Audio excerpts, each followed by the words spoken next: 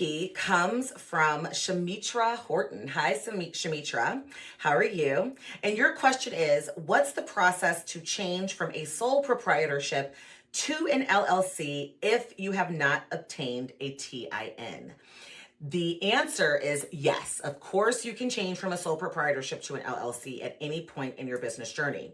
The process, however, is a little bit more tricky, and it really depends upon what state and what your process was for registering your sole proprietorship. If you formally named a DBA or if you registered your sole proprietorship, then not every state will actually allow you to just elect to become an LLC. So you want to make sure that you are looking at your state attorney general's website and finding out what your state's process is.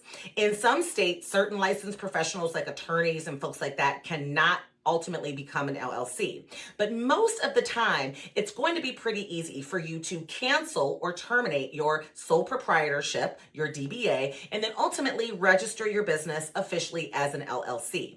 When you are doing the registration as an LLC, you're going to have things like articles of organization and an address and an agent and those types of things.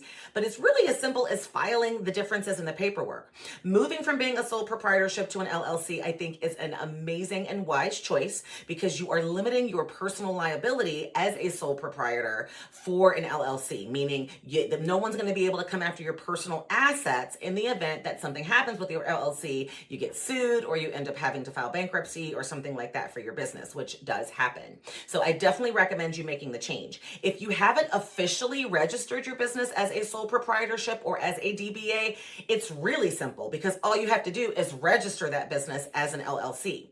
Now, before you do, you want to make sure that your name is available and that your name is available everywhere. And I've done a whole separate video on my YouTube channel about how to name your business. And I've also done a separate video with my tax accountant as well as my attorney to walk you through what are some of the different types of businesses that you can register as. But most people will move forward as an LLC. So hopefully that answered your question, and you will be back for more Ask CP, Shamitra. If you need anything else, please feel free to let me know. And that includes you. If you want to get your answers custom answered, your questions custom answered by me, please make sure you submit your questions in the DM on YouTube or by sending a direct email to teamcp@help@CherylCPerez.com. Until next time, I'll talk to you soon. Bye.